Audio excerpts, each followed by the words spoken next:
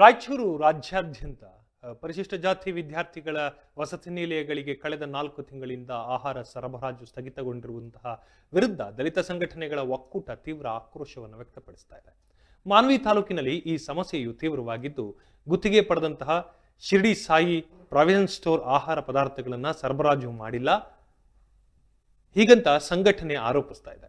ಈ ಹಿನ್ನೆಲೆಯಲ್ಲಿ ಕೂಡಲೇ ಸರ್ಕಾರವು ಕ್ರಮ ಕೈಗೊಳ್ಳಬೇಕು ಅಂತ ಕೂಡ ದಲಿತ ಸಂಘಟನೆಗಳ ಒಕ್ಕೂಟದ ರಾಜ್ಯ ಸಂಚಾಲಕರಾಗಿರುವಂತಹ ಪ್ರಭುರಾಜ್ ಕುಡ್ಲಿ ಅವರು ಒತ್ತಾಯಿಸಿದ್ದಾರೆ. ಮಾನ್ವಿ ಪಟ್ಟಣದ ಪ್ರವಾಸಿ ಮಂದಿರದಲ್ಲಿ ಸುದ್ದಿಗೋಷ್ಠಿಯನ್ನು ಉದ್ದೇಶಿಸಿ ಮಾತನಾಡಿದ ಪ್ರಭುರಾಜ್ ಕುಡ್ಲಿ, ದಲಿತ ವಿದ್ಯಾರ್ಥಿಗಳಿಗೆ ಉತ್ತಮ ಗುಣಮಟ್ಟದ ಆಹಾರವನ್ನು ಒದಗಿಸುವಲ್ಲಿ ಅಧಿಕಾರಿಗಳು ಸಂಪೂರ್ಣ ವಿಫಲರಾಗಿದ್ದಾರೆ. ಇದು ಸರ್ಕಾರದ ನಿರ್ಲಕ್ಷ್ಯವನ್ನ ಎತ್ತಿ ತೋರಿಸ್ತಾ ಇದೆ ಅಂತ ಕೂಡ ಅವರು ಹೇಳಿದರು. ಗುತ್ತಿಗೆದಾರರ ನಿರ್ಲಕ್ಷ್ಯದಿಂದಾಗಿ ವಿದ್ಯಾರ್ಥಿಗಳಿಗೆ ತೊಂದರೆಯಾಗ್ತಾ ಇದ್ದು, ಕೂಡಲೇ ಆಹಾರ ಸರಬರಾಜನ್ನ ಪುನರಾರಂಭಿಸಬೇಕು ಅಂತ ಮತ್ತು ತಪ್ಪಿತಸ್ಥರ ವಿರುದ್ಧ ಕ್ರಮ ಕೈಗೊಳ್ಳಬೇಕು ಅಂತ ಕೂಡ ಅವರು ಆಗ್ರಹಿಸಿದರು. ಕಳಪೆ ಆಹಾರ ಪದಾರ್ಥಗಳಿಂದ ಏನಾದರೂ ಅನಾಹುತ ಸಂಭವಿಸಿದಲ್ಲಿ ಯಾರು ಹೊಣೆ ಅಂತ ಕೂಡ ಅವರು ಇದೇ ವೇಳೆ ಪ್ರಶ್ನಿಸಿದರು. ದಲಿತ ಸಂಘಟನೆಗಳ ಒಕ್ಕೂಟವು ಸರ್ಕಾರವು ದಲಿತ ಮತ್ತು ಹಿಂದುಳಿದ ವರ್ಗಗಳ ಕಲ್ಯಾಣಕ್ಕಾಗಿ ರೂಪಿಸಿರುವಂತಹ ಯೋಜನೆಗಳನ್ನ ಸಮರ್ಪಕವಾಗಿ ಅನುಷ್ಠಾನಗೊಳಿಸುವಲ್ಲಿ ವಿಫಲರಾಗಿದ್ದಾರೆ ಅಂತ ಕೂಡ ಅವರು ಆರೋಪಿಸಿದರು.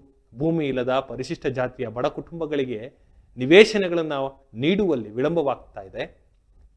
ಅಲ್ಲದೆ ವಸತಿ ನಿಲಯಗಳು, ಅಂಬೇಡ್ಕರ್ ಭವನ ಮತ್ತು ಬಾಬು ಜಗಜೀವನ್ ರಾಮ್ ಭವನಗಳ ನಿರ್ಮಾಣದ ಬಗ್ಗೆಯೂ ಕೂಡ ನಿರ್ಲಕ್ಷ್ಯ ವಹಿಸಲಾಗ್ತಾ ಇದೆ ಅಂತ ಕೂಡ ಸಂಘಟನೆ ದೂರಿದೆ.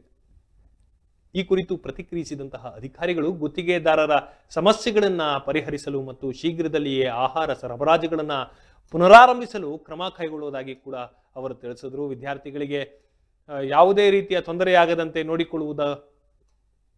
ನೋಡಿಕೊಳ್ಳಲಾಗುವುದು ಎಂದು ಅವರು ಭರವಸೆ ನೀಡಿದರು. ಈ ಪ್ರಕರಣದ ಬಗ್ಗೆ ತನಿಖೆ ನಡೆಸಲಾಗುವುದು ಮತ್ತು ತಪ್ಪಿತಸ್ಥರ ವಿರುದ್ಧ ಸೂಕ್ತ ಕ್ರಮ ಕೈಗೊಳ್ಳಲಾಗುವುದು ಅಂತ ಅಧಿಕಾರಿಗಳು ಹೇಳಿದ್ದಾರೆ.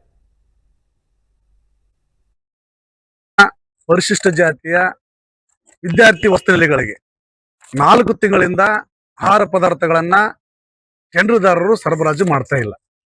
ಆದ್ದರಿಂದ ಕೂಡಲೇ ಜಿಲ್ಲಾಡಳಿತ ಹಾಸ್ಟೆಲ್ಗಳಿಗೆ ಸಮರ್ಪಕವಾಗಿ ಆಹಾರ ಪದಾರ್ಥಗಳನ್ನು ಸರಬರಾಜು ಮಾಡಬೇಕು. ಈ ಒಂದು 4 ತಿಂಗಳಿಂದ ಆಹಾರ ಸರಬರಾಜು ಮಾಡದಿರತಕ್ಕಂಥ ಶಿರ್ಡಿ ಸಾಯಿ ಪ್ರಾವಿಷನ್ ಸ್ಟೋರ್ ಚಿಕ್ಕಬಳ್ಳಾಪುರ ಈ ಗುತ್ತಿಗೆದಾರನ ಮೇಲೆ ಕ್ರಿಮಿನಲ್ ಕೇಸ್ ಹಾಕಿ ಆ ಒಂದು ಸಂಸ್ಥೆಯನ್ನ ಕಪ್ಪು ಪಟ್ಟಿಗೆ ಸೇರಿಸಬೇಕು.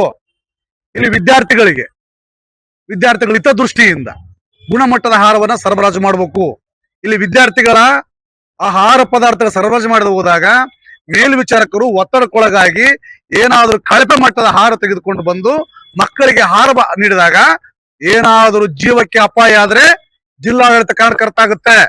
ಆದ್ದರಿಂದ ತಕ್ಷಣವೇ ಜಿಲ್ಲಾಧಿಕಾರಿಗಳು ನಮ್ಮ ರಾಯಚೂರು ಜಿಲ್ಲೆಯಾದ್ಯಂತ ಪರಿಶಿಷ್ಟ ಜಾತಿ ವಿದ್ಯಾರ್ಥಿಗಳ ವಸತಿ ನಿಲಯಕ್ಕೆ ಆಹಾರ ಪದಾರ್ಥಗಳನ್ನ ಸರಬರಾಜು ಮಾಡ್ಲಿಕ್ಕೆ ಕ್ರಮ ತೆಗೆದುಕೊಳ್ಬೇಕಂತ ಒತ್ತಾಯ ಪಡಿಸ್ತೇವೆ.